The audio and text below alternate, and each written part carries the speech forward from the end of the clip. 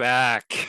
Do your worst, Chris. I mean, I know you Nope, will. nope. Oh yeah, now this All right, so yeah, right when we're back to Rumpus. Yeah, I was just gonna say you're just training it in on poor Joel here. That's not helpful at all. Gotta find the right music for this. Wow, what's the right? So Joel, you're experiencing some quality time in the woods with 13 pony-sized wolves. You decided not to fire off your fire extinguisher at them at this point in time, instead opting to try to get a sense of where they were, how many there were.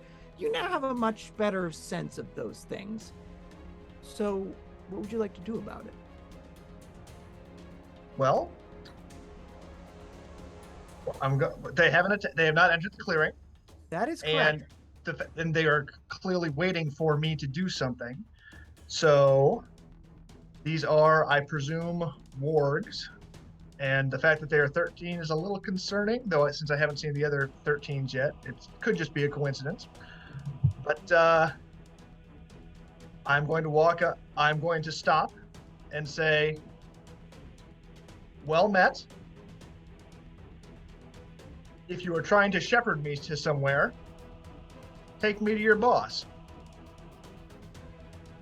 They seem not to necessarily understand English and or common at this particular moment, but when you pointed out shepherding, the lead one, for want of a better term, stood back up from its haunches and began cautiously approaching the edge of the clearing.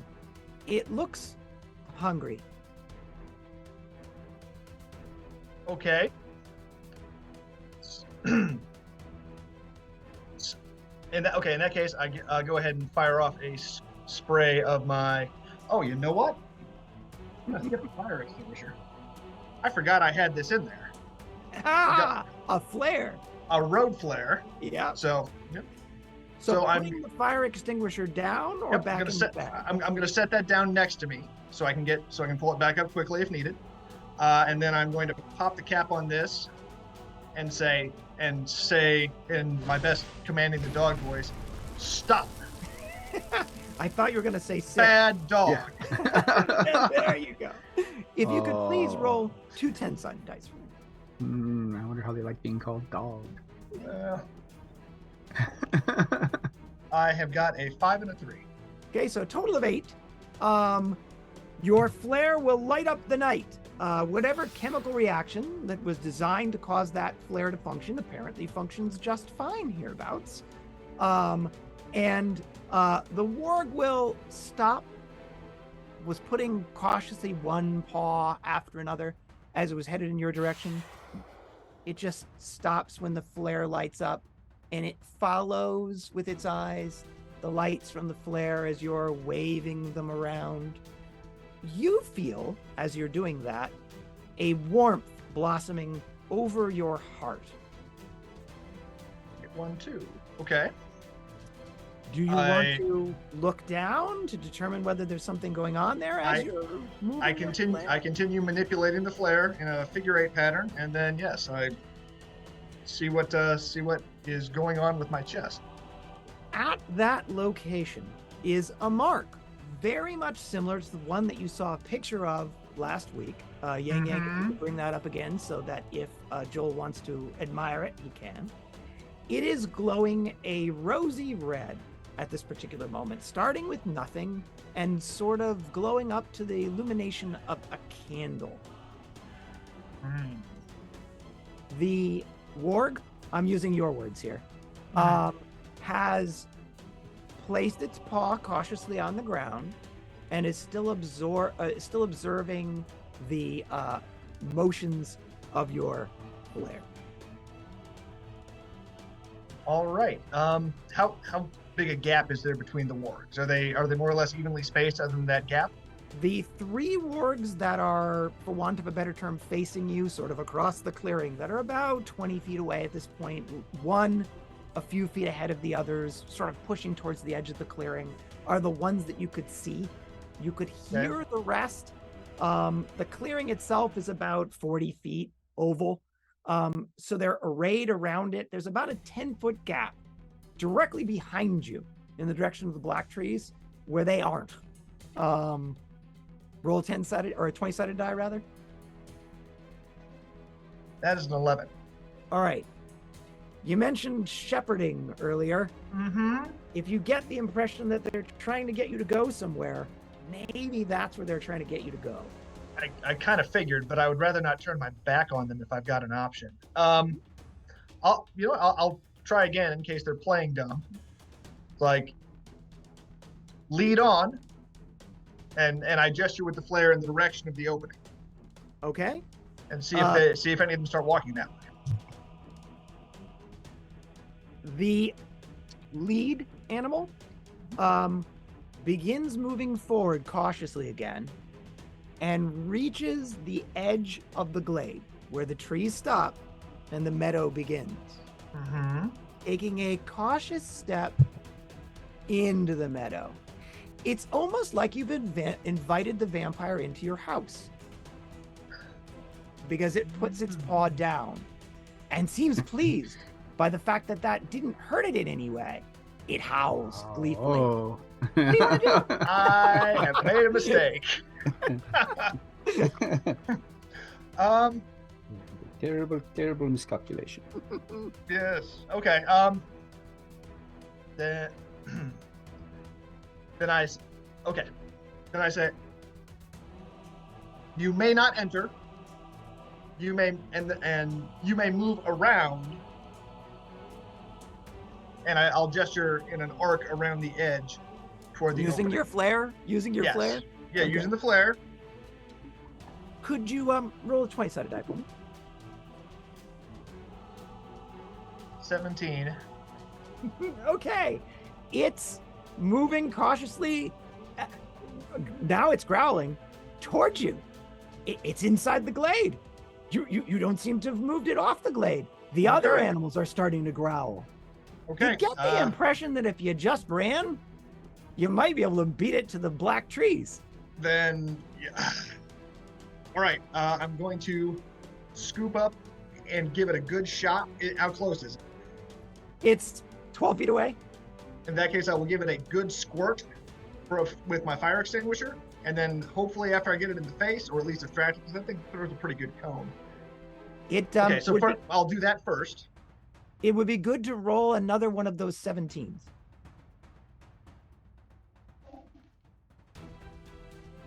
It's a 6. Okay. You'll just paste that spray of white foamy fire extinguisher materials sort of broadly across the front end of you. And some of it will splash on the creature, at least confusing it, if nothing else, because it didn't burst into flame. It didn't melt away in acid. It doesn't really hurt. It's breathe just in, huh? wet.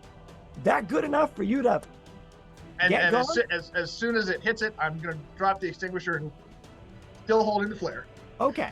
So your flare, minus your extinguisher, are now hurtling across this clearing towards the black trees.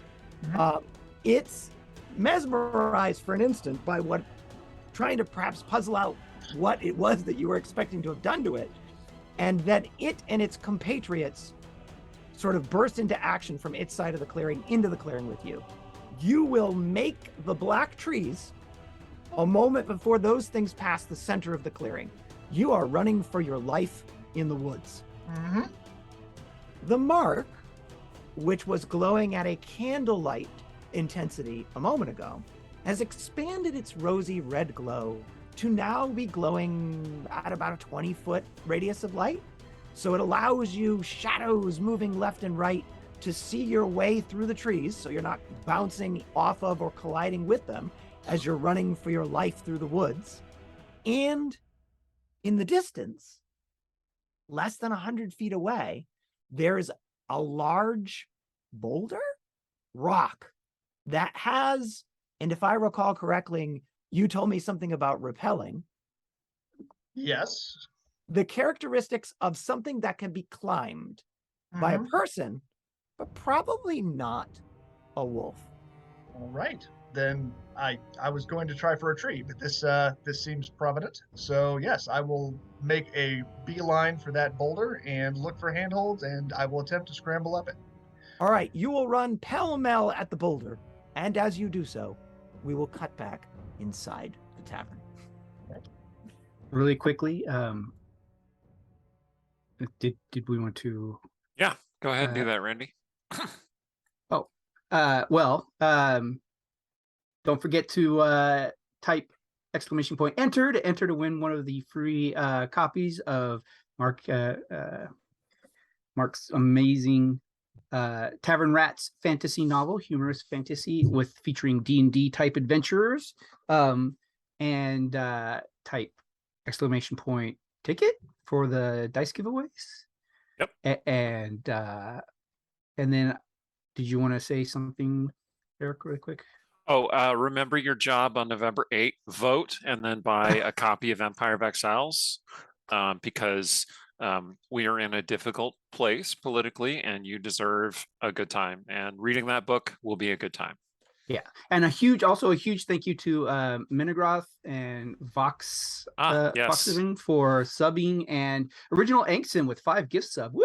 Yeah, thank you so much. We have been keeping track of everybody in the chat who has been like pushing support and affirmation for our fun gaming experience where we're all gonna die anyway. Thank you so much for coming with us on this adventure, and here we go. All right, so back at the tavern. All right, thanks, back Chris. at the tavern. The last thing to occur at the end of the last round, the last person in the initiative order, is Rhiannon. And there, you were attempting to get people, the closest to you being the 2 extremely drunk merchants from before, to abandon their tables and move with you towards the bar. If you could roll 2 10-sided dice and tell me what you'd like to say. Okay. Just FYI, it seems like my internet is holding, but Zoom is not letting me have any camera. So I can't see anybody. Apparently I am showing up, but we can. Yeah, we can see you. Okay. So. Internet. Okay. Yeah. 2 10-sided dice, 3 and 7. Okay. So, and what is it you would like to say to these men who are clearly in terror, huddled behind their table? This way. We can get out this way. Okay. One of them looks up at you desperately, your voice cutting through the fog of fear around his mind, and lunges at your legs. Barely missing you in an attempt to grab onto you and have you drag him across the room. The other man hunkers down even tighter against the table. The table is safe. Protect the table! What would you like to do by way Protected of response? by it. I mean, move on to the next group. All right. These trying my best. men cannot be saved. You have done what you can for them. Move on to the next group. Okay. Allie is just behind you trying to pull you along towards that way because clearly you have a plan here, and Allie is backing you up with that plan. This brings us around to the beginning of a new round. Did Eric? I get to go? Oh, I'm sorry. What were you doing, Randy? I thought you were just backing up Eric. I guess I was just following Eric. Okay. Well, at this point, you should Well- branch off and do your own thing. Yeah. It has all gone sideways. I mean, To be fair, it started off mostly Started sideways, and now it's just like downward sideways. Yeah, I might have shouted something like, "My lord, don't unleash your full power. You'll bring the full tavern down on top of our heads." Who, me? Yeah. Oh, me? There, these Eric. men. Who, me? But yeah, okay. I only draw this sword when it doesn't have a scabbard. I only lift this sword. So, Yeah. Randy, I will let you say that if you would like to. I mean, yeah. That's what I would be doing while I was moving behind him. If you, Randy, But- could roll 2 10-sided dice and a 20-sided die. Okay.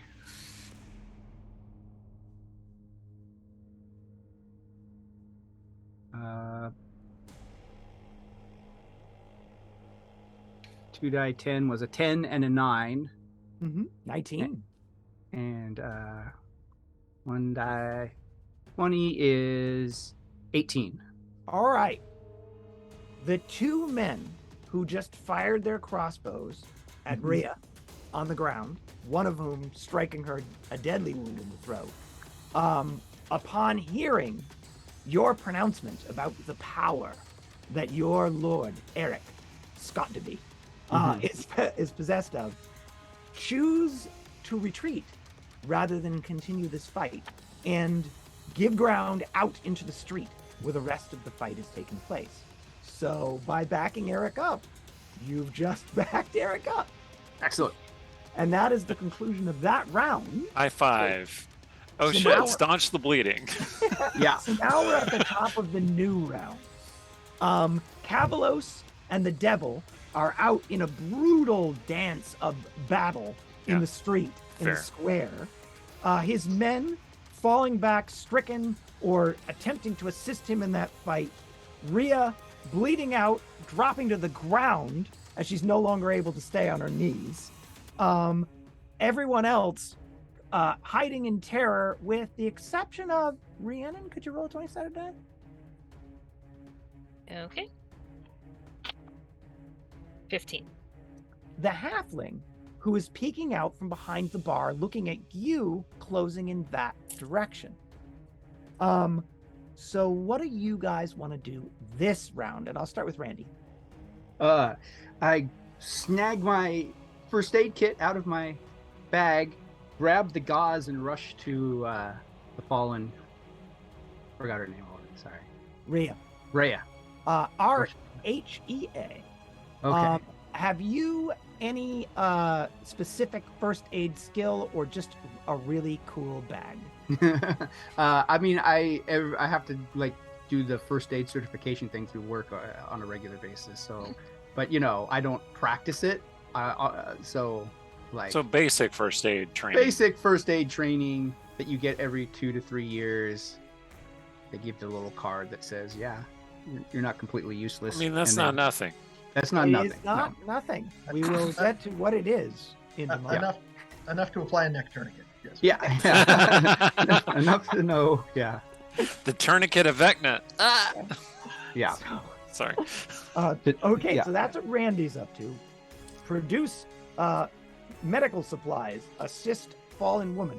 Yeah. Apply pressure. Yes. Rhiannon?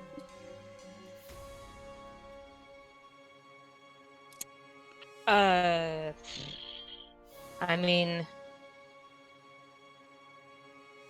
so I'm also worried about Rhea, but I don't know that doesn't need 2 people.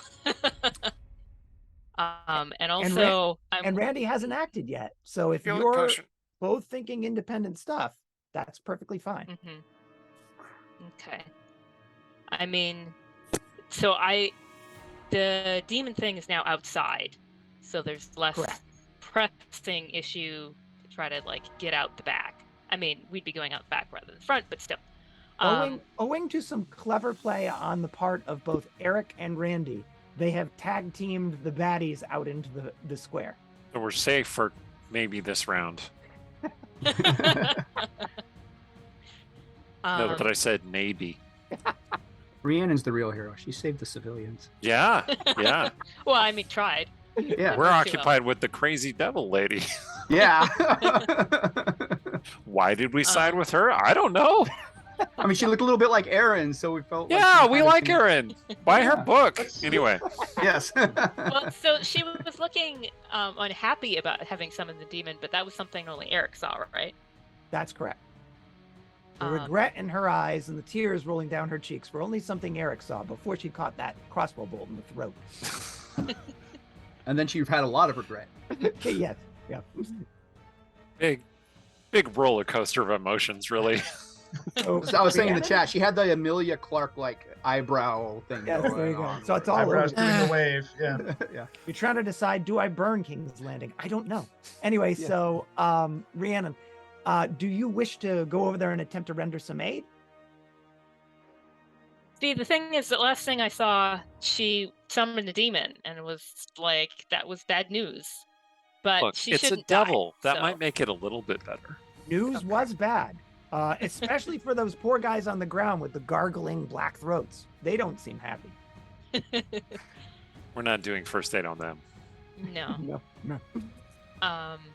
I mean, I'm gonna go and render first aid, but I don't have any supplies. So what I'm gonna do is go up to her and then arrive at her and then cast about for something to use to put pressure on the wound. I mean, if we arrive at the same time, I can see that you seem to know more what you're doing, more confident, and I would just hand you the gauze and the first aid kit. I mean, I know more training than you. Ask that question. What is your level of training with battlefield first aid, Rhiannon? Is the same. The Red Cross CPR. But you're projecting confidence, and that's Apparently. enough for Randy to hand over the supplies. So we're gonna call this a Rhiannon Randy. Maybe I was gonna try and come up with like a shipping word to slam your name together. Like a joint. This is gonna be one of like a Spike Lee joint. You guys are working together to try to save this particular person. Okay, Eric. R2 synergy. There Okay. Yeah, I am going to look around for that halfling, the bartender, right? And I'm going to say, "Have you a healing potion? Does anyone have a healing potion?" Merchant, give me a healing potion. Okay. So you will call that out. You will wait to see if anyone responds to your inquiry as they are rushing over to render aid. So again, if you could all roll those d10s for me, adding 3. 5. 11. And Randy? 11. Okay, so it looks like you guys are acting, the 11sies are acting at almost exactly the same time. Eric, you'll call out the bartender. If you could roll a 20-sided die, let's see if you see him, because he was in a position where Rhiannon could kind of glimpse him, but I don't know if you can from where you're standing. 8. You can see a piece of him. Okay. He'll peek his head out around the bar and sort of shrug at you. When you say that. No healing potion? Okay, I go over else. to one of the merchants and I just take the potions off their belts. Nobody else in here is throwing their hand up in the air to. Great. Yeah, I just go seize potions from people. Okay. So you will move to the merchants that Rhiannon was attempting to liberate, and you'll begin searching them for things that can hold liquid. I am on Helm's business. Wow, you're flashing this badge you made up. Hey, I have the mark, You do? I could show it off to people. Would you like to? No, I don't have time to do that. Okay, fair enough. If you could, I don't want to add more to my initiative. If you could please roll a 20-sided die for me to pick out the shiniest potential liquid holder on these two fellows. 13. Okay. One of them's got a flask at his waist. Grabbing that? Yep. Okay, you're grabbing that flask at his waist. Is it an iron flask? It is not. Is it made of metal or glass? It is made of metal, but it's not made of iron. All right, that's fine. Okay. Yeah, metal flasks are usually what they keep healing potions in.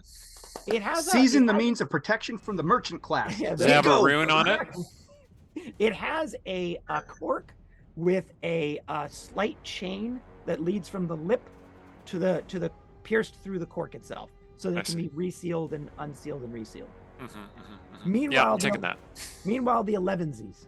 So you have arrived, Team 11, at the downed woman who is gurgling, spitting up blood out of her mouth and out her throat, and growing pale.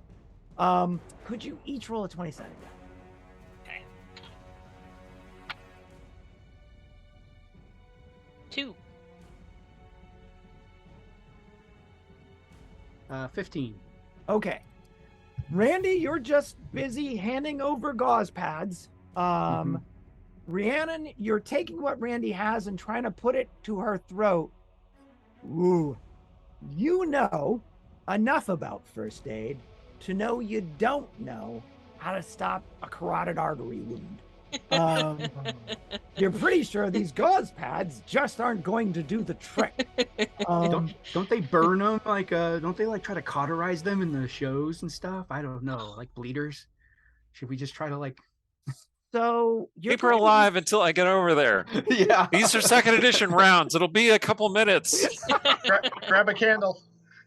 Yeah. So it's probably going to take something more. Call upon the mark. Call upon the mark. Are you going to say that out loud, Eric? Yes. Okay. Rhiannon?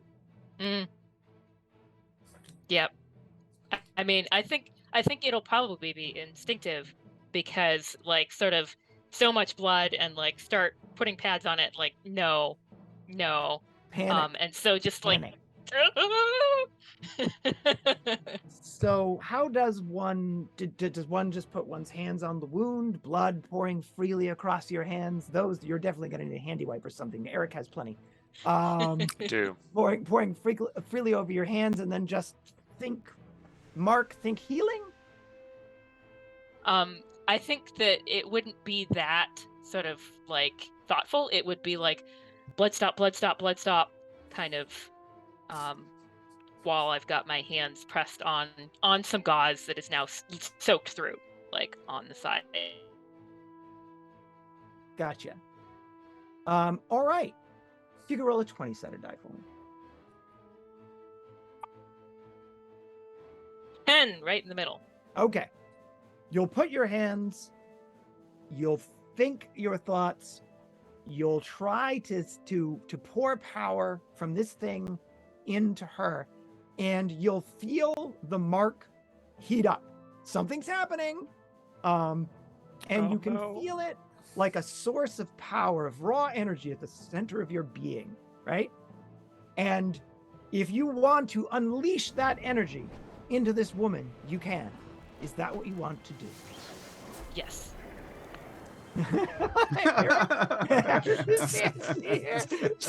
Unlimited power, Eric. So, Randy, you're watching this. Yeah. Eric, you can see it because you've got the thing from the merchant who just gave it to you. Because if you want to rob him, I guess now's a fine time. Shake it. You'll all see it. Power, just raw power, comes roaring down in heat from the source of the mark in this angry red light, and roaring through it into your hands, into her. And she is in an instant, as if she were made of gasoline-soaked rags, burned to ash. Terrible, painful, magical. However, There's a however.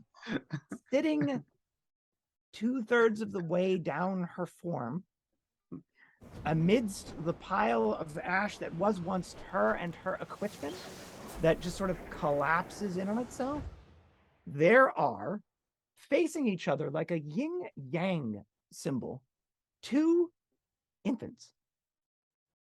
Slightly ruddy skinned, slight little bumps on their heads, and they're about to draw a ragged breath. What do you want to do, Eric?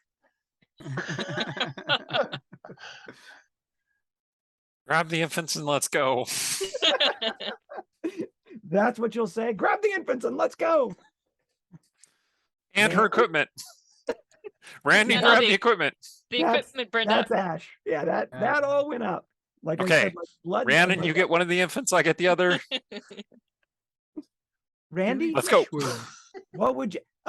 Eric is stealing babies and people's liquor.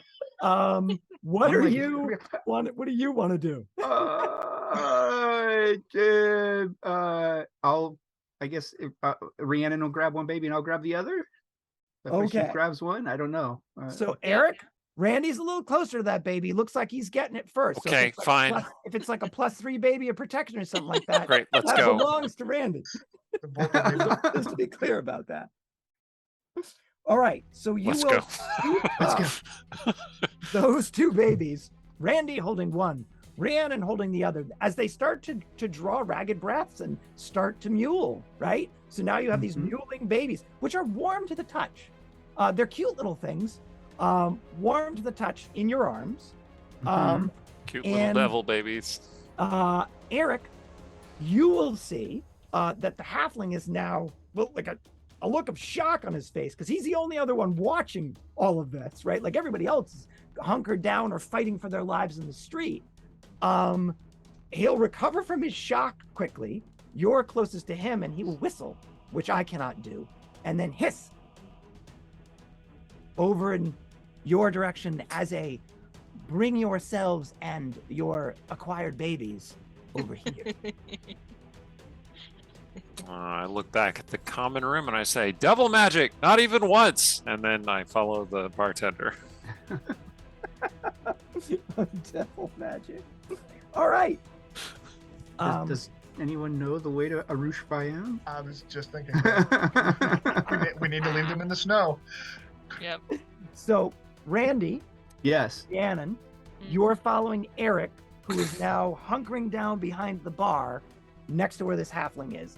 By the way, an Eric on his knees is still taller than a halfling standing up. Fair enough. So he still has to look up at you a little, Eric, as you're down there hunkering it around his level. Is it accurate to say the two of you are tearing around the edge of the bar with those babies as well?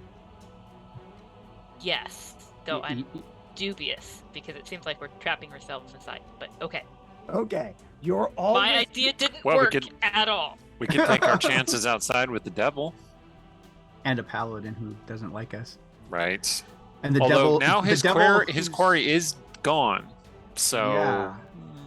But then the person who summoned them... What happens to a devil when the person who summons them is turned to ash? Like, it goes loose. Yeah. I think we want to not be around that. So the three of you will roll up in this place. Rhiannon looking decidedly skeptical, which I would assume is pretty much her expression throughout this game. And Eric looking like he's ready to engage a halfling in conversation at roughly eye level. And the halfling, still with a slight look of wonder on his face, will say, Nath, you had the look of trouble about you when you passed the doors, but I'd never have imagined this. No matter. I'm a tender heart for the wee ones, and though I took you for empty heads when I first put eyes on you, your actions mark you as being about as black as a black opal. Is that... Well, okay. We are simply trying to do our best. What is it you have to say? Or do you have hiding places? What is it?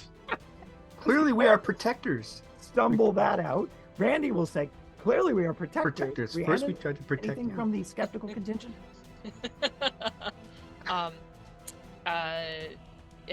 We need to save the babies at least. Aye, that's true, lass. Hiding places, he'll say to Eric. In a long song or so, someone, he's pointing out into the street, is going to win that fight out in yonder square, and whoever or whatever does will come looking for you and for the babes. You need to be long and far away from here when they do. Yes. Do you know a fast way to get to the Smoking Mountains? Or anywhere else? Near Time Manther. Or Westgate. Or Waterdeep. Ooh, Waterdeep. I have a friend who lives in Waterdeep. He'll stop you. He'll hold his hands up and he'll say, if you'll take what aid I can offer, I know of a way to get you gone and give you a fair head start on your pursuers. Oh, but perfect. you must go now while Selene is high in the sky. May, Uldor, to me. Wait. I go and drag Allie out from wherever she's hiding. Okay, yes, we're ready. Allie is crouched down behind Rhiannon. Okay, I'm assuming good. That, unless I say otherwise, Allie's within 3 feet of Rhiannon at all times. Just making sure. Yep. May is the Asian woman who will appear out of thin air. Like literally, she was not there a moment ago behind the bar, and then she's just there. So perhaps she was there for a moment and you just couldn't see her. And Uldor is the human mixed orc ogre bouncer who will come moving around from the other side of the bar. They'll both attend to him. And then... Well, let's hope they're Harper agents and not something worse. What do you know about Redan Seer, Eric? I don't. Well, it kind of depends on when we're here, but even then, not a whole lot really. Gandio says to May, "Grab a skin of mother's milk from the kitchen and get ready to be gone now." And to Oldor, "Grab the bag of goods and meet May out back." He's tossing things as he's saying this into a rucksack, which he's pulled from under the bar. The things look like food, beverages, a small sack of some jingling objects, and as he's looking around, a torch. May slips into the kitchen, as does Oldor. You have a moment while he's packing that bag to talk amongst yourselves quietly. Rhiannon and Randy, could you each roll a 20-sided die before you do? 2. 8. You really are a master of second edition Dungeons and Dragons. Rhiannon. I told you I talked to my dice. To give you it's like 5 or under whenever one is required. You will notice first as the swaddled infant in your arms infant in your arms kind of looks up at you, opening its eyes and sort of focusing on you for the first time, that it has silver-colored eyes. Flat silver. Unlike the iris, 1 silver, 1 gold, of its mother, flat silver-colored eyes. An instant later, Randy, the child in your arms, will open up its eyes and look up at you. It has flat gold-colored eyes. Again, similar to its mother, but entire eye as opposed to just the irises. And Rhiannon, with your 2, you'll be able to determine that the child in your arms is a girl. Okay, so no conversation amongst yourselves while your halfling friend is packing you a go bag? Where are we going? I'm not sure. Yeah, where Not are Westgate. we going to go? I can't believe you even suggested Westgate. Westgate's Vampires? just the nearest city. Waterdeep would be preferable. I know someone in Waterdeep. Well, we know where they need to go, but I don't know the name of it. I know several people in Waterdeep, but one person in Waterdeep actually knows me. So. Oh yeah, Rushvayam, I think is something like that. Is the name of the village where they were raised. And so that's where near we the need Smoking to go. Mountains. Yeah. Look, if we're going to try and retcon the Brimstone Angels saga, we need to know what year we're in. And so at that moment, he finishes packing the bag, holding it out and not handing it to you, listening to you guys talk amongst yourselves. Maybe he overheard you, maybe he didn't. He'll say, "I know an odd bit of magic, a doorway that opens on midsummer at night when Saloon is full and in her glory. My May was due to use it to run an errand and deal with a few little forgotten things for me. So she has the key in hand. If you'd go with her, if you want to live, I'll have her and Oldor guide you to it and through it, and give you and the late lass's babes a fair chance to get gone from this place." Thank you. Where does this door lead? What year is this? Did we establish that? Okay, so to be clear, I ask one Rhiannon weird question, says, and then he asks a weirder question. yes, that's where I was going with that. Rhiannon says, "Yes, thank you very much." Yes, thank you very much. Words to that effect. Eric, I'm not asking because we're not going to take it. We're obviously going through the door. I just want to be prepared. Obviously. Yes. Eric says, he's like Baitor, and we're like, yeah, fine, let's do it. And then Randy says, "And what year is it?" Yeah. Words to that effect. Gandios will nod in the direction of Rhiannon, turn a skeptical eye to Eric, but be prepared to begin answering his question when Randy asks his. He'll give Randy a slight look, like, "Are you mad?" Don't mind my squire, he's mad. And But that that's the answers his question. Mad for facts. What year? But yes, just humor Mad him. for trivia. It'll make life better for all of us. He says it'll take you to the gate. Okay. And Joel, do you have any? Oh wait, Joel isn't with us. I'm not here. Man, we really need his deep lore right now. So it's like, okay. And Well, I at will that say, moment, the door to the kitchen will open up and May will come out of it. Go ahead. I will say, well, in exchange for all your help, I wish to offer you this gift.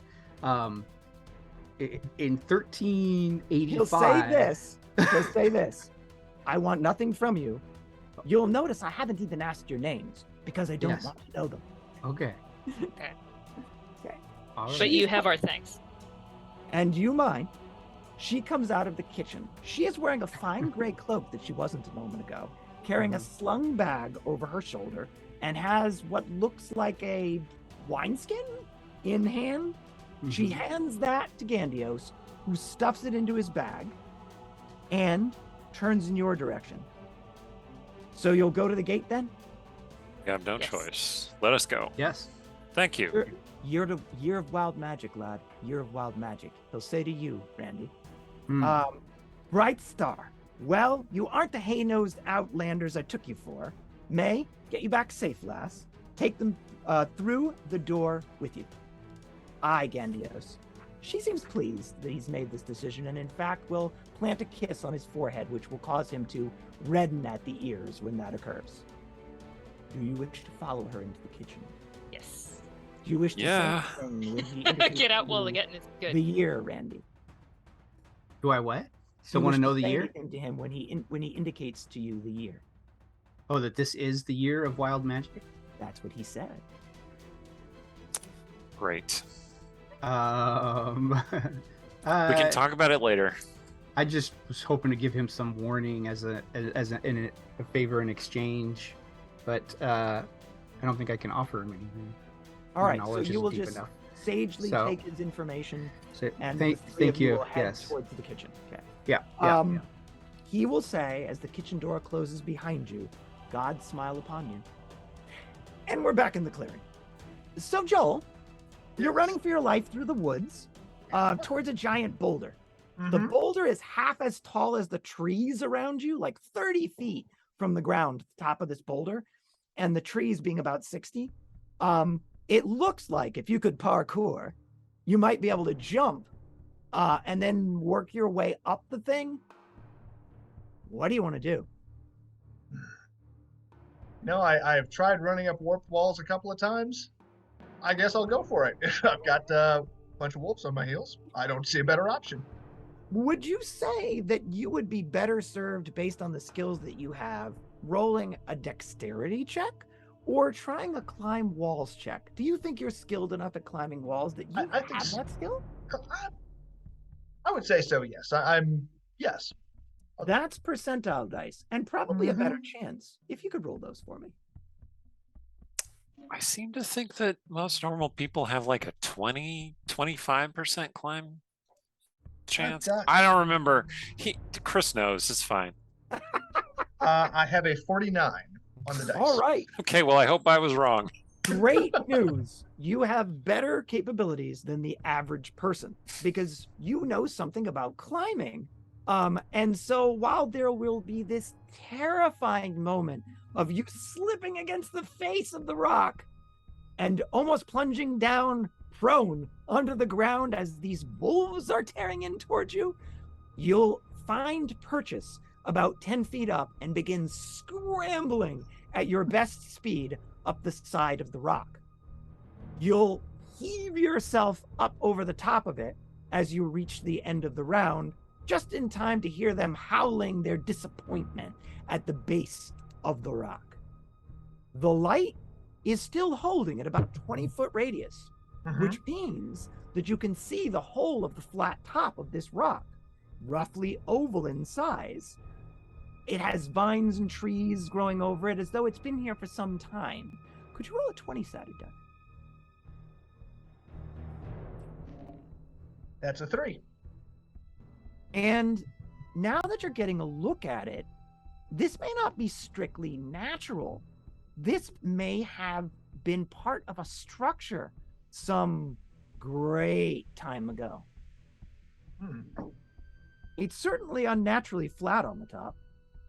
So as you stumble dirty, sweaty, and muddy from your climb to the top of this thing with your bag hanging half off your shoulder, what do you want to do?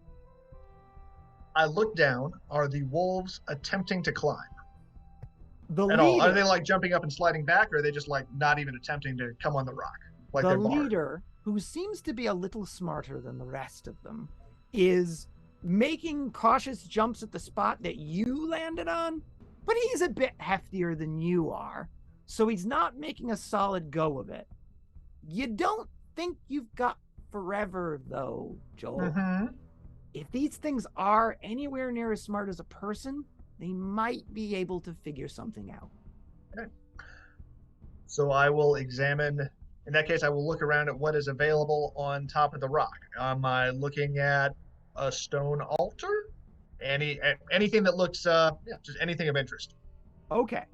So you will sort of move around the top of the rock using the light that's sort of diffusing through your clothing with this rosy red glow to light the roughly 15-foot diameter, roughly oval area. There is no altar or construction. If there was, it was long worn away by time. But you're definitely convinced that this was at one point part of a structure. But imagine it as like a Roman ruin that you happened upon now.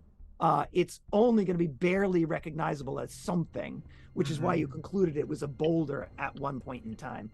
But as you approach the center of it, the nature of the glow on your chest changes from rosy red to yellow. And you'll see motion coming, like strobing, and you look down. Okay. You know how the mark is contained within a flat disc? Mm-hmm. Yes. Yes. So, Yang Yang, if you could bring up Mark 1.0. Let me know when it's in the where you can see it. There it is. Do you see the flat disc of it? Looking at roll 20. I'm still seeing the original mark. Yeah, that's what I'm saying. You can see the flat disc of that okay. mark. Okay, yes. It has transformed itself through the addition of sort of like decorative spikes around the edge of it. And instead of giving off that rosy red glow, it's now giving off like a yellow glow. If you could bring up Mark 2.0, Yang Yang. The rest of the symbols are still there and not present in this image, but the disc of it has transformed into this, which is giving off a much more normal light glow. It seems to be intensifying as you're approaching the center of the 15-foot diameter area. Okay, so this symbol, there's also still the gauntlet and the triangle thing on top of it. That is correct. The spiky bits that have appeared around the edge of it are rotating with increasing speed. Sure, it's fine. Yeah, this can't possibly be bad. Sure, what could go wrong? In that, okay. I will remove my vest and my shirt, exposing the mark. Mm-hmm. And I will proceed to the center of the hilltop. All right. Bold move. Where are you putting the now that you are shirtless and showing off for the wolves your physique? Yes. Where are you putting the clothing that you're taking off? I've just got it slung over my arms in each case. I'm assuming I had to drop my flare when I was scurrying up the rock face. That is an entirely logical assumption. Hey, Joel, how long do you think that flare will burn? They usually last about 10 or 15 minutes. All right, thank you. And so it guttering out at the base, you with this thing moving boldly, shirtless towards the center of the area. You will do that, and one moment you're standing, moving towards the center of this rock. The next moment, you're stumbling over something in an entirely different place. You're in a chamber, ruined. Oh, you almost tripped over an altar underground. And now we will cut back to the inn. Oh boy. Okay. So the four of you will follow May into the kitchen of the inn. She will gesture at a cloak peg, or a set of them, half a dozen dun brown cloaks hanging near the back door. There's a back door. Great news. Well, there might be. To this place, suggesting perhaps that you may wish to grab one. Yep. Do you want to? Yep. Is that a yes times 3 or 4 Yes. in your case? Okay, you have acquired a plain brown cloak. It smells of wet wool. If anyone knows what wet wool smells like, it's not necessarily pleasant. Nope. But the kitchen smells nice. It's fire retardant. There you Just go. make us blend in. I'm going to I'll grab 2 more of those cloaks because we're Okay. going to wrap the babies in those cloaks. So now we've got 6 cloaks that you've taken, which is all the cloaks on the pegs in the back wall. Yep. She does not attempt to stop you. She is, in fact, working the latches on the back door, paying you no mind, assuming that you are going to take the cloaks that you have been proffered. I'll ask May, do you have any like milk, perhaps some goat's milk or something? the She grabbed skin it. She that's grabbed in a thing of Oh, it. she grabbed. Oh, It's in the bag of supplies. It Okay. was placed into the bag of supplies, which was handed to Eric Yep, I have it. as he was non-baby holding Mhm. at the time. So, Eric, you're Yeah. carrying a rucksack, which feels fairly full. It's probably Okay. got 15 pounds worth of stuff in it. Great. Nice leather rucksack. You can sling it over your shoulder if you want. I do. Okay. You guys have got cloaks. Do you wish to hand an extra cloak off to each Randy and Rhiannon to swaddle some babes? Yeah, let's do it. Okay.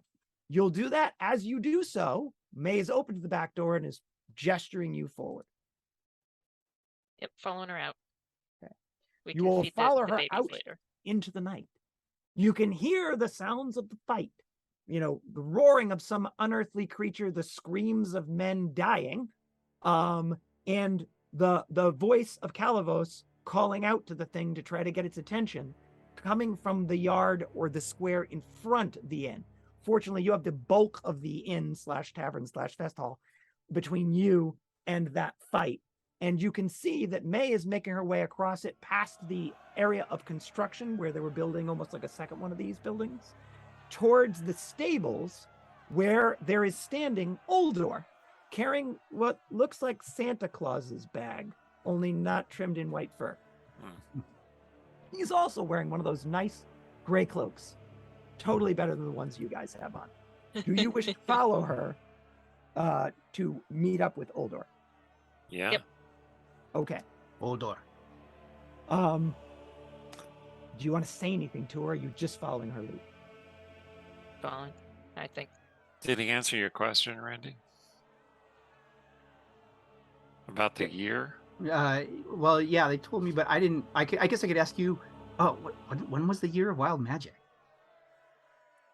Well, the year of wild magic is 1372, Oh, okay. which means that Chris is running us in 2nd edition D&D terms in the 3rd edition era. That absolute madman. That's crazy. That could never happen. I mean, we could be transported into the realms. I believe that, but that it would be 2nd edition rules in the 3rd. That's just impossible. That's breaks all conventions. All right. I don't think you that know, word means what you think it means. Don't I would tempt say the then- gods. They do strange things. I would say then to May, who's leading us. It's May that's leading us to That is correct, Uldor. yes. I would say to her, you have been so kind. I wish to offer you this.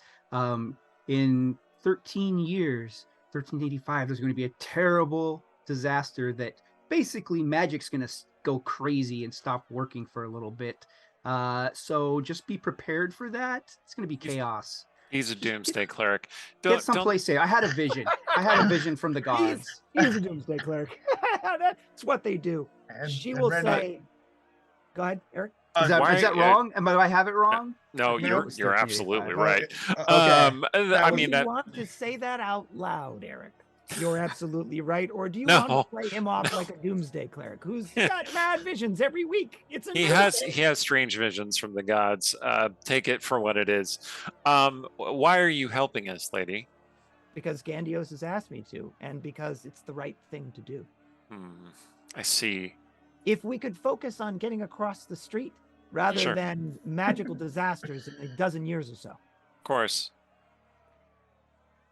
Yes, she's taking Yep. off her gray cloak. Go ahead.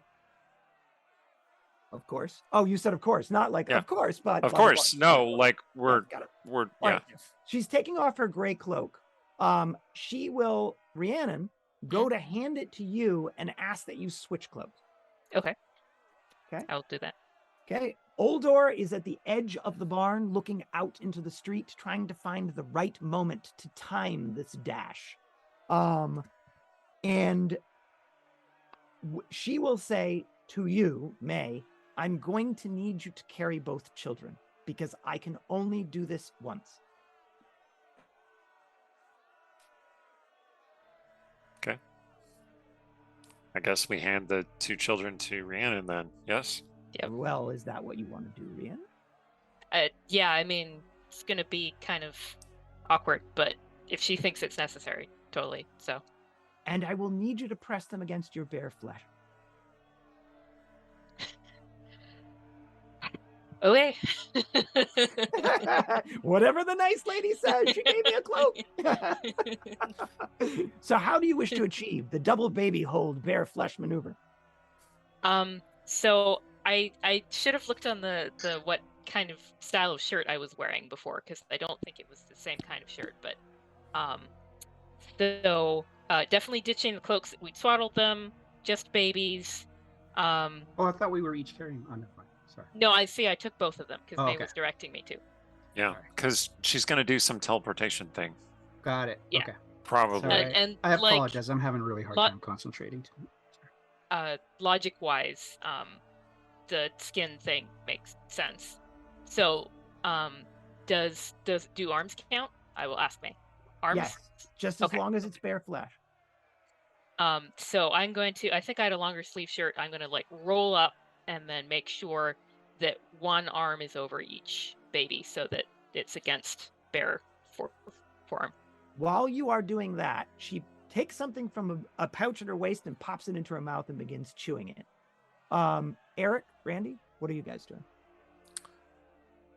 Just ready to act. Yeah, I'm just following their, waiting to be told what to do to go where we're going. Watching the show, so to speak. Watching the show. Yeah. Well, I'm gonna keep watch. I'm gonna like peek out and see if anybody has noticed us or anything. All right. So you want to move to where Oldor is, keeping an eye on the fight. Oh, I don't know. I kind of trust him more than I trust me. So you'll watch everyone's back then. Yes. Okay, fair enough.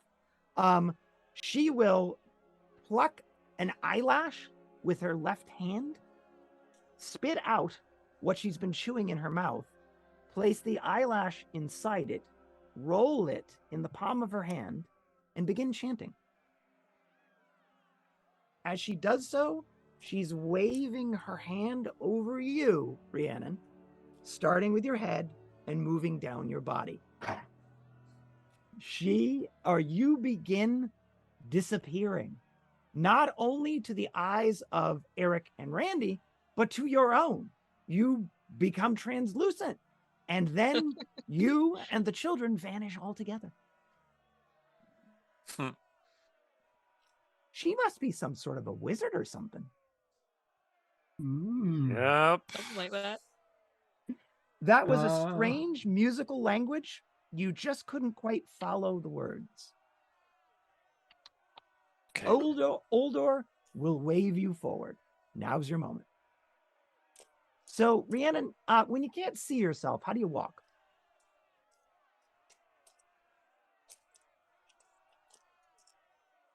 Sorry, could you repeat the internet Certainly. again? I said, when you can't see yourself, how do you walk? But can I see my surroundings? You can. Okay. So slowly and carefully, but I mean, just trying to make sure that there's no sort of like obstructions that I might like bang into.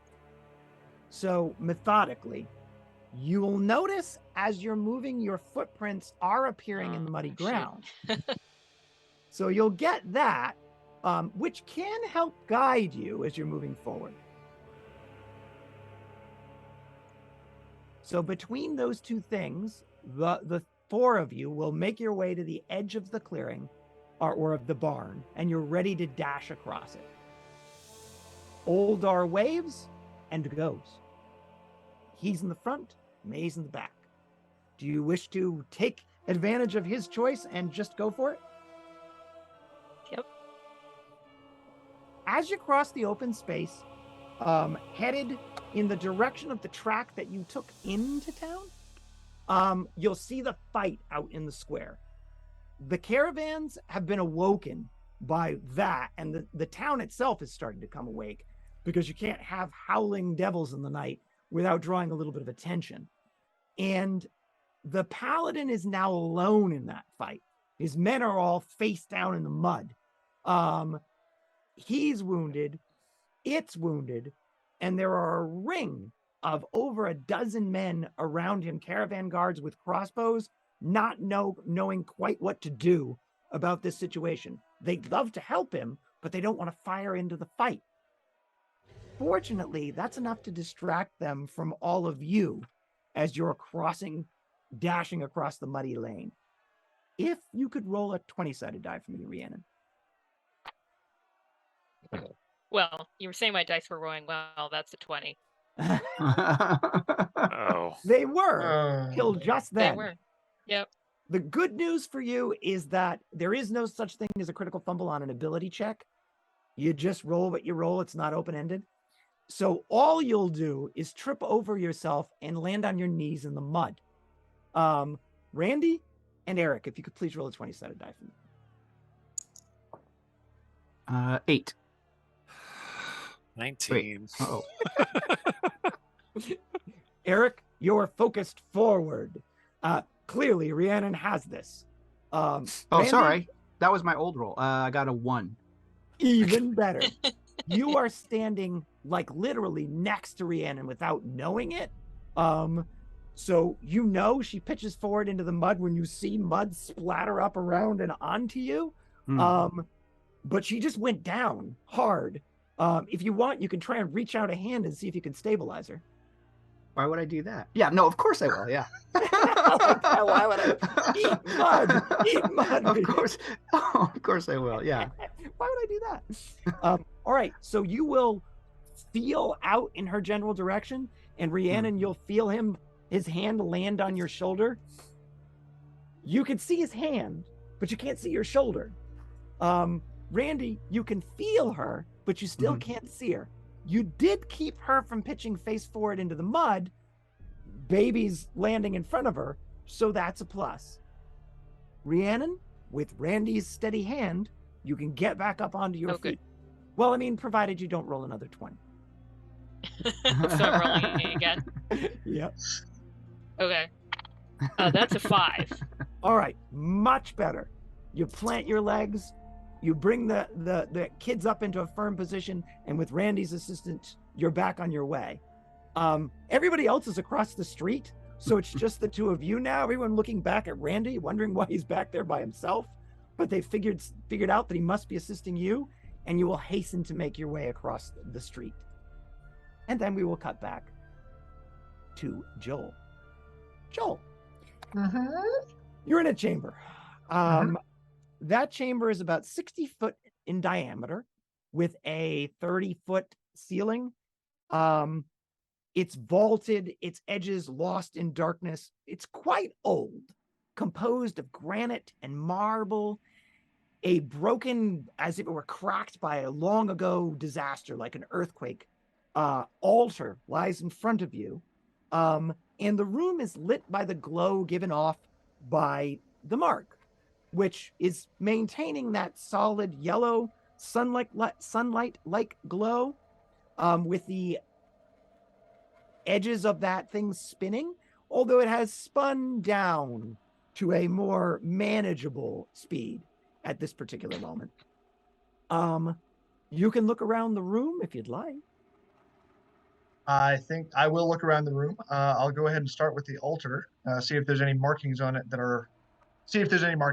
for starters, or any objects. Roll a 20-sided die for me. That is a 19. Yeah, you don't see any marks on the altar. There's what probably were at one point in time, but they've been worn away by time and age. There's dripping sounds. Water is coming from above throughout this place. Definitely underground. Has that, if you've ever been in a natural cavern, underground. It I has a have. particular smell. This mimics it. Is this chamber of a size and shape that it would appear I'm inside the boulder I was just climbing on top of? This would be much larger than that boulder, Okay. at least double the size. Okay.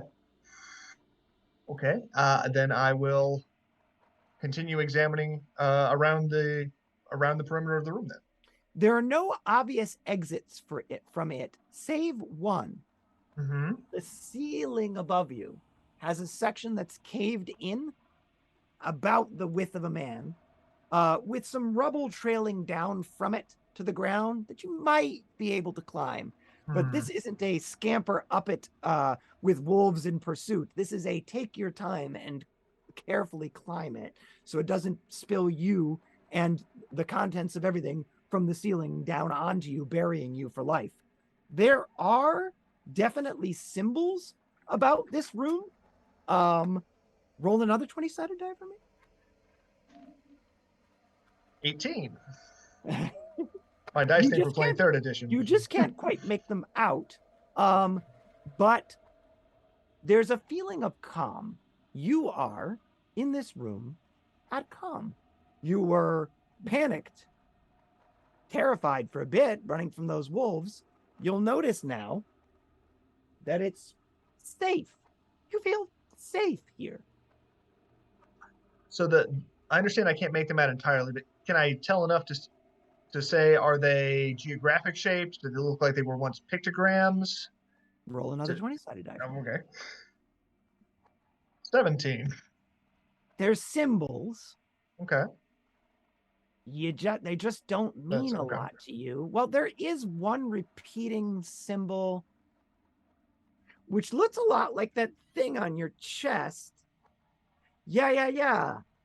That almost looks like a sun. Okay. This must have been the temple to some sort of a sun god. What do you know about sun gods, Joel?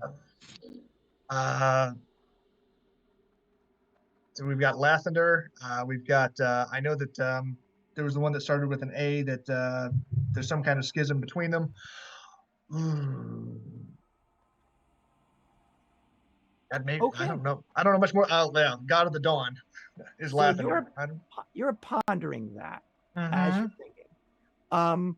As you're thinking about these respective deities, you will notice that the mark will slow and then stop its spinning, but increase its glow so that now it's glowing like daylight, and even the darkened corners of this room are clearly illuminated. Definitely a temple, definitely to some sort of a sun deity. You're not necessarily thinking Lathander. Yeah, no, he would. I will turn and walk to in front of the altar and look upward, or actually no, I'll look at the altar and address it and say, if you have brought me here to communicate a message or to perform a specific task or service, I'm listening. I'm here. Talk to me. You will feel a warmth blossom forth in your chest above your heart, and then an instant later, a vision. It's a group of 4 individuals scampering across a muddy road, one of whom fell to her knees. She's translucent. You can see her, but you can see right through her. She's carrying something. Wait a minute. You recognize these individuals and the muddy road they're crossing. Okay. So if you have brought me here to assist them, is there a way for me? Can you take me to them? I like that. Can you take me to them? You'll feel again warmth from your chest, almost as if the mark is building up power to accomplish a task. Do you want it to accomplish that task, Joel? I know. Think hard. The worst can happen is you turn to ash. I mean, go. Yeah. Or I Honestly, not that bad. Really, it happens to me all the time. Huh. Well, yes. Yeah, I'm going to go for it. I All will right. allow it to take effect. It will start building, and then all of a sudden, in a rush, there will be a blinding flash of brilliant yellow light, and you will vanish from where you are. You'll have the sensation of falling through a silvery void for an instant, and then you will appear on a muddy track in the middle of a group of individuals who have, at this point, moved about halfway from the edge of the square to the top of that ridge that you came down to go towards the inn. What the? So I'm what Rhiannon tripped over. No. that was about 10 minutes ago. Oh, okay. The thought of you Nice, is what nice. Rhiannon tripped over. Yeah. But you'll just appear in the middle of them, and a bear of a man will whip a blade out from his waist. That's Oldor, by the way, for those of you in the group. And Oldor. A woman will drop into a posture as if she's about to cast a spell. Have you guys ever seen Joel before? Yes. Briefly. One time. We came together one time. I recognize him. I'm like, Rumpus. Do you know this man? I do. Stay your hand. I mean, vaguely, not real well, but I do know him. Modern clothing, right? Yep. Well, shirtless still. Well, shirtless. I like to think of him. You as are like in great shape, Rumpus. I like to think he's oiled himself down for the situation. You know. Is there a sun blazing on his chest? There is, glowing with the light of the sun. You know. It's Disco Rumpus. All right. I should be surprised, but I'm not. All right, come on. Okay. Were you with anyone else? Is there? Are we expecting No. anyone? Nope. He is our companion. That is May. She says, "Who are you people?" It We would are- take too long to explain. What You know We the are gods. We're the ones who create Planeswalkers. the gods. No. Yes, that's a good short explanation. Planeswalkers. Yes. Planeswalkers. Inadvertently. And how am I to know that you are not allied with the devil that was summoned into that place? We did just disintegrate the woman who summoned the devil, right? That did happen, right? And You did what? if we were It's allied, such a long story, Rumpus. if we were allied with the devil, we would attack the paladin. And who is in the this? Square. She'll point in the direction of the man with the. It's spinning down now, Joel. So it's He's actually going from 60-foot radius to 30-foot radius to 5-foot radius. Okay, I'm putting my shirt back on. Oh yeah, we throw one of those cloaks over him. put that out. Yeah, Gonna well, we draw have attention. the extra because the babies aren't swaddled That's right. anymore. So I mean, it's covered in ash. Don't worry about it. Don't think about it too much. So who is this? She'll say. another companion of ours from our home plane. His name is Rumpus. He's one of our mods. I mean, he's one of our friends. Your home plane? she'll say? Yes. Yes. Your He's a man of deep outsiders? knowledge. We are from a different prime material plane.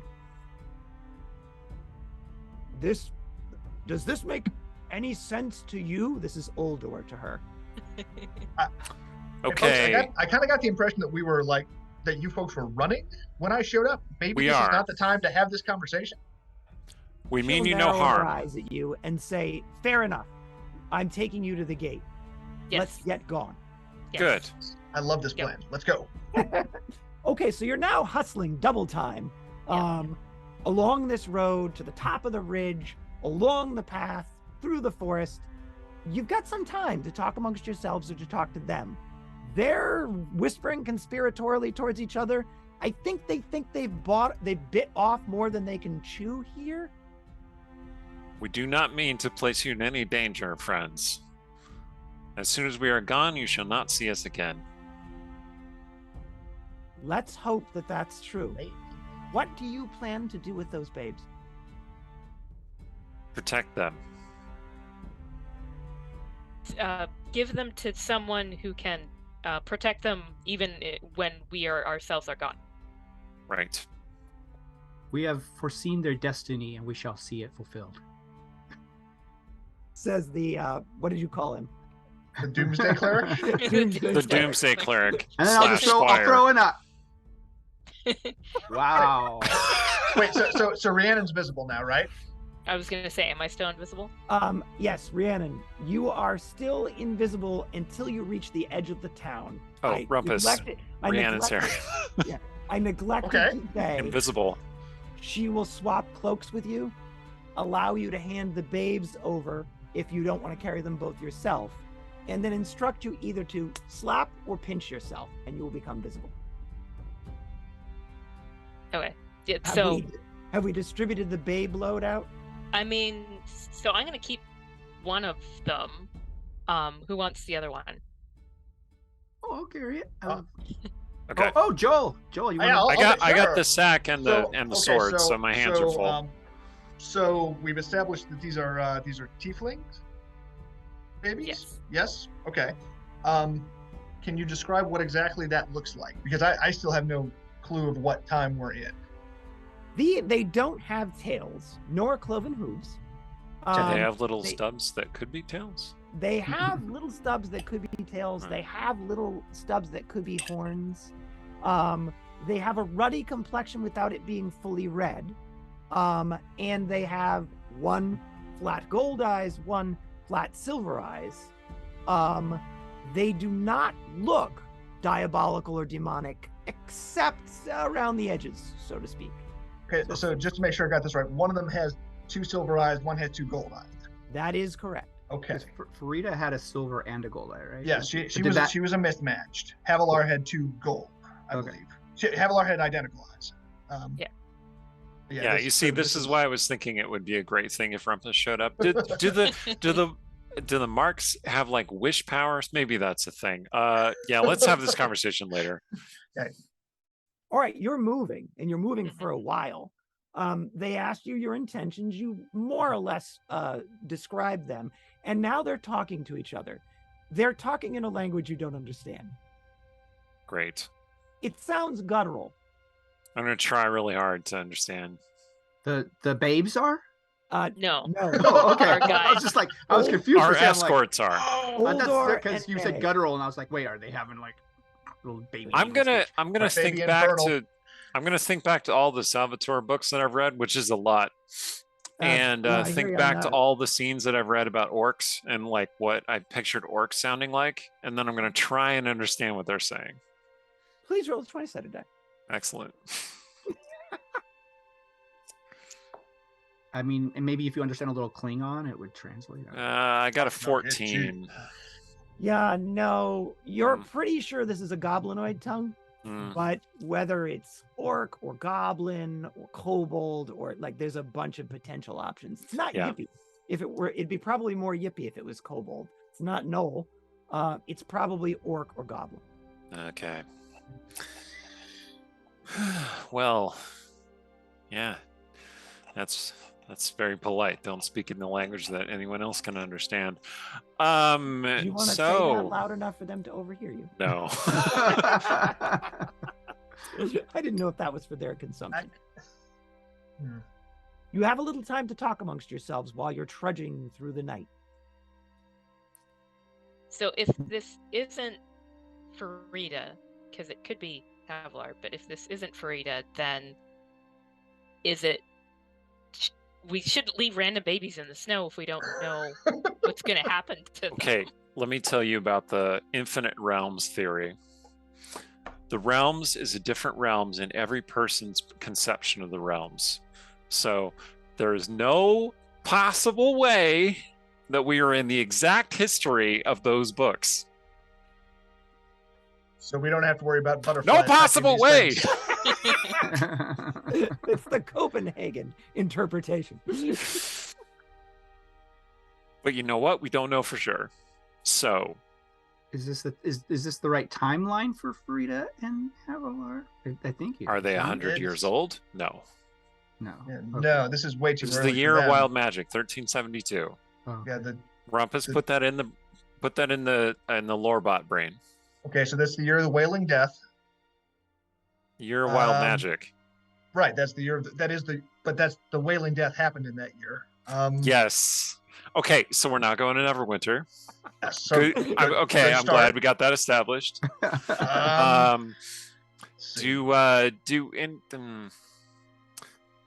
My lady, do you know of a town called Dead Snows? That is to May? Yes. No. Far to the north in the Nether Mountains. Don't worry about it. Okay. She'll once again look at you quizzically and trudge on. Well, if you need to move somewhere, that might be a good place to move and invest in real estate. That's my suggestion. No reason. To avoid your magical apocalypse? No, to avoid the devil down there. I see. And or the paladin. Who is a right asshole. Yes? Did you get that too? I got that. Lawful good does not mean nice. I swear. No, not yeah. I suspect that he's probably a member of the sect that has sprung up in Westgate of late. Try to keep your heads down. Oh, good. Don't blunder into it. Eric, what did you do? Let me tell you about the infinite realms theory. So you're saying that this is not okay. The Eye of Justice. The Eye of Justice did not spring up until after the. Meg can't hear us, right? If you want her to, she can. It's too early in the timeline. Okay. Too early in the timeline for it to be the Eye of Justice. That doesn't mean it can't be a different sect or a different cult. Eric, have you tried to summon Vindicator yet? No. Okay. Thought. I mean, it's a little early, but we've got this. We've got his mark. Sure, I'm going to think about it. Why not? Like that. Well, while you're thinking, give me the milk skin. Oh yes. So that I can feed the baby while I walk. Rumpus, here, hold this. Is Rumpus holding the baby, or is I'll take the baby and you can. Yeah. Randy and Rhiannon, you two have babies. If right, Rhiannon's frozen in a Rhiannon's frozen in like what the hell? What did they do? You guys. Yeah. There we go. You're back. You're back. You were frozen on the best expression, though, Rhiannon. It was like, what? That you're stopping to feed the babe. She will call a halt to the march. You'll notice, by the way, that where you've halted is perilously close to where you guys first came onto the road. Oh, there You're are wolves clearly here. Headed back in the same direction that you came from originally. What seems like an eternity ago, but was probably less than 2 hours. Did you encounter the wolves? Yes, I did. Oh. So I assume you encountered them as well. So they're still around. Yeah, I guess I left them. Wait, did you watch the previous episode? This is me asking that in the game. Meanwhile, she's engaged in conversation with Rhiannon and Randy, so you guys can talk amongst yourselves. Go ahead. Okay. Did you? I did. If that is not too meta. Nothing is too meta in a play yourself game, Joel. In a Nick aside. Okay. Yes, I did. After what happened with you guys, I can't believe I volunteered to play too. Okay. So. Well, I mean, that's the kind of guy you are, Joel. Okay, so your mark is probably a Lathander thing, right? That would be the appropriate time, unless it's a like dead Aminator thing. That's the name I was looking for. So, are there any other sun gods in the realms? I somehow get the feeling that this is not a Lathander mark. But I'm trying to think if there's any other. Do any of the other races have sun gods? Here, I pull this out of my bag, and I just hand it to Rumpus. All right. He hands you a book entitled Faiths and Avatars. Yep. Second edition. This is in my shoulder bag. It has all of its pages. Every single one of them is blank. With Damn the it. exception of the front. That's unfortunate. Oh well, kindling. So he's handed you a blank book. This is giving a lot of evidence to the infinite realms theory. The it's not my fault theory. I believe I'm going to call this. It is. It is. The it's not my fault theory. Okay, got it. Check. Meanwhile, Randy and Rhiannon, she sees you attempting to feed the child or children, and she says there should be a cow's horn in there. If you pour the milk into the cow's horn, you should be able to get it into the mouths of the babes. Thank you. You're welcome. Babe with the power of voodoo? Voodoo, you do. Remind me of the babe. I love that movie, Randy. So that was a great quote. So are you doing the feeding, Rhiannon, and Randy, you're doing the holding? Sure. Sure. Okay. So the babies seem to like you, and they seem to like what you're feeding them as well. So you'll even get them to coo a little. These are quite industrious and well-developed babes for their tender a number of hours on the realms. Perhaps they mature faster. Have you concluded your conversation, Eric/Joel? Did you try? Did you end up with a flaming gray sword? Yeah. Did I? Well, you handed a blank book to Joel, and then we stalled there. So. Oh yeah, I'm exactly trying to summon Vindicate. So you're gonna take your I know sword. that sounds like a ridiculous thing. I'm still gonna think try. really You forged it. The fact that you forged it I at a did. keyboard. You're gonna think really hard about the blade of a god, right? This is the blade of a god. You got It that, is. right? It is. Okay. And I'm gonna roll some dice. Oh god. Okay. And So he's not dead yet, so he may show up looking for it. yeah. It's true. So Eric, you Neither of feel- them are dead yet. you No. feel power building in the mark. Uh-oh. Do you want to let the mark do what you're trying to have the mark do? Okay. So we're far away from the devil fight, right? I mean, you're probably 30 minutes away from the devil fight. Okay, good. I point the mark not at anyone else. I'm backing up. Whoa. What is a minimum safe distance, Joel? 60 feet. Let's say 60. Yeah, 60 sounds feet. good. Okay. Stand away. 62 feet. I'm out of range. Do you have like a measure that you're using to just put the 62 feet out? You could have No, anything that I like don't that. have. I have all kinds of stuff. That's tape measure's not a mark. Archaeologists here, people's paces, if you're not running, if you're just striding, are generally around sort of 2.5 to 3 feet each. There you go. Mine are Mine 3 are- feet. And but I'm really tall. 2.25. Yeah, so my pace count is 59 for 100 meters. So Okay. Mine are almost exactly 3 feet. It makes orienteering kind of interesting and fun. Okay. I tell everybody I am attempting to channel magic. Stand away. My lady, thank you for this aid. If we do not speak again, know that I was grateful. What are you doing, man? She'll say. Stand away. Okay. So Eric, you will feel the power of that mark building uncomfortably strong. But you will stay strong and channel that power into the blade in your hands. Is that a Great. statement?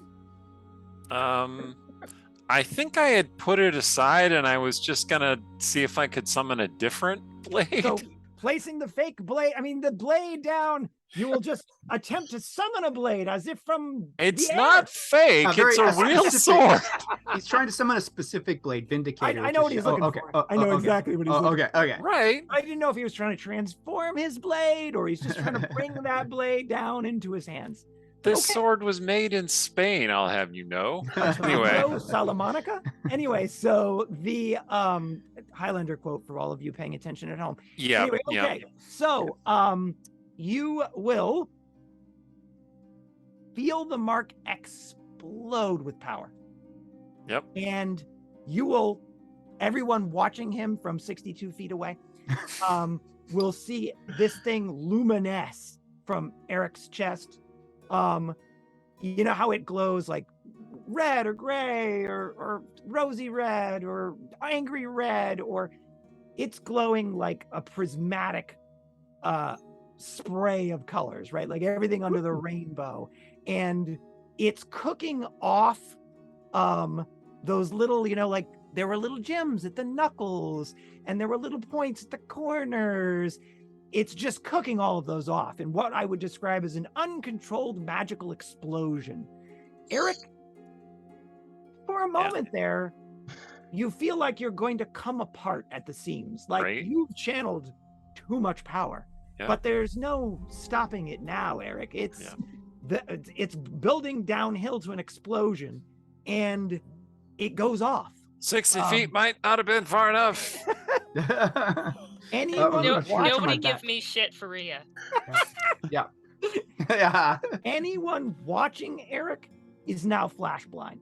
Like, can't see a thing. Right? I turned away to protect the babes. Anyone watching Eric is now flash blind. I was Eric, watching. You are driven to the ground by the power of this divine magical explosion. But in your hands is a bastard sword. Oh my God. A blazing bastard sword. Oh my and that's where we'll break for the evening. Oh my God. Woo!